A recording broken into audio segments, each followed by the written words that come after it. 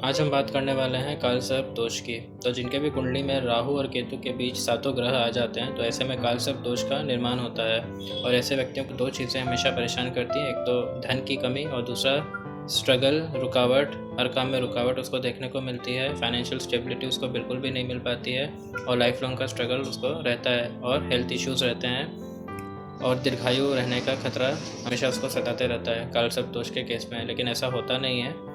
कालसर्प दोष 12 तरह के होते हैं, जिसको शॉर्ट में हमने दो कैटेगरी में डिवाइड किया है। एक सरल कालसर्प, दूसरा विपरीत कालसर्प। तो सरल कालसर्प दोष में राहु से केतु की ओर ग्रह बढ़ते हैं, जिसमें व्यक्ति को धीरे धीरे जो है सुधार आता है लाइफ में। और विपरीत कालसर्प में केतु से राहु की तरफ ग्रह बढ़ते हैं, उसमें शुरू के 35-40 साल स्ट्रगल रहता है, उसके बाद सक्सेस मिलना शुरू होती है व्यक्ति के कर्मों के आधार पर। और अगर आपकी कुंडली में कालसर्प दोष बन रहा है तो आपको अपने गुरु की, चंद्र और सूर्य की प्लेसमेंट की पोजीशन को देखना है।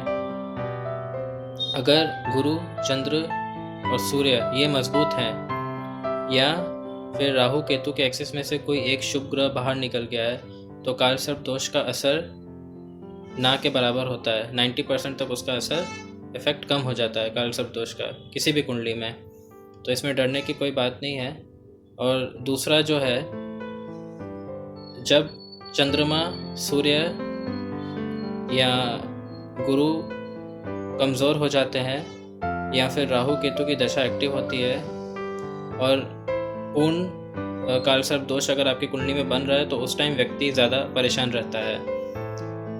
तो इसको कम करने के लिए जिनके भी कुंडली में पूर्ण या फिर आंशिक कालसर्प दोष बन रहा है तो उनको ये उपाय ज़रूर करने चाहिए। भगवान शिव की पूजा, भैरव की पूजा और हर मंगलवार और शनिवार को दान करना चाहिए, महामृत्युंजय जाप करना चाहिए। तो ऐसा करने से कालसर्प दोष का इफेक्ट बहुत हद तक कम हो जाता है। जय श्री महाकाल।